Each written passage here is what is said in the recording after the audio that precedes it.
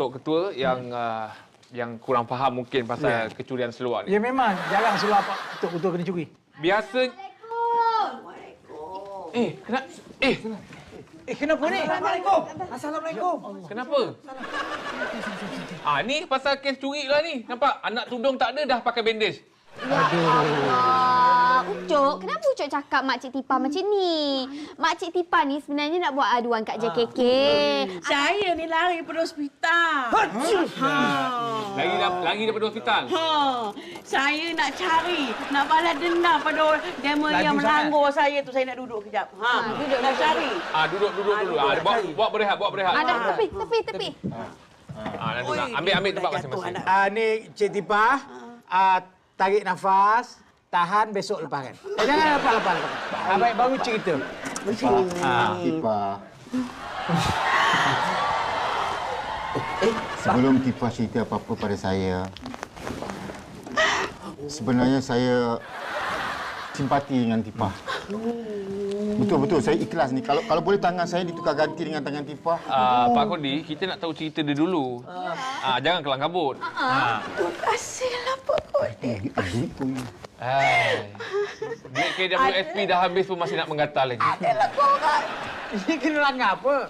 Kena langgar kereta ke kena langgar stem roll? Pak, kalau opini langgar di stem roll, Pak mungkin. Din. Kalau langgar di stem roll, dah lepio daripada teman ni. Kan? Agak-agak.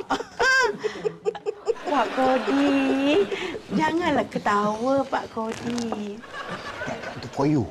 You mean everything to me. Pak Din, saya pelik hari ni saya tengok Pak Kodi. Dia ada apa kena-mengena ni? Dia macam gelenyar saya nampak ni. Once upon a time. Hai, cakap putih. Semenjak kawan dengan Pak Kodi, kelakar menjadi dia ni. Saya balik dari surau. Melayu pula.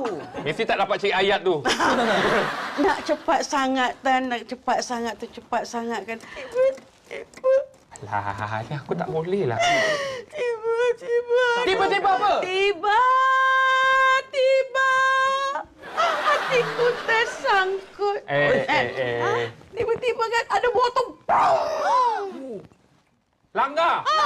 Motorkar. Motor. Pak Mat tempe. Langgar. Motorkar. Ya Allah. Ni, apa cerita kamu? Itulah. Saya jam lah tengok dia. Tapi kalau langgar dengan motorkar, bermakna mat rempit area kawasan kampung Saya.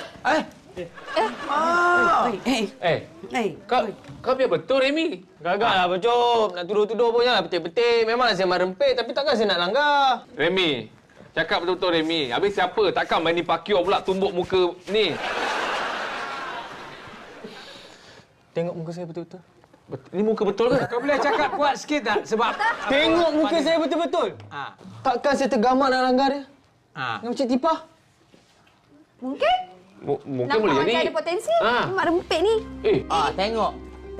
Orang cakap sikit merajuk. Budak-budak sampai sekarang ni lah perangai. baiklah macam ni. Disebabkan Mak Tipah pun dah ada sini, kita sambung baliklah kisah tanam curi seluar tadi. Ni Mak Tipah, kita sebenarnya tadi tengah bincang pasal curi seluar. Sebab ada orang curi seluar dan seluar-seluar itu diorang buat menurun. Tak begitu je, Sok? Betul. Sekarang ni yang kita Mak Tipa pun dah buat aduan. Ya. Ada seluar dia hilang, cuma dia tak ingat. Bosa ke spender? Sebab orang yang buat menurun ni, dia tengok jenis seluar juga. Asalnya spender tapi lama-lama pakai jadi bosa. Jadi, kita tangguhkan dulu masyarakat untuk hari ini. Oh, tangguh pula. Tangguh.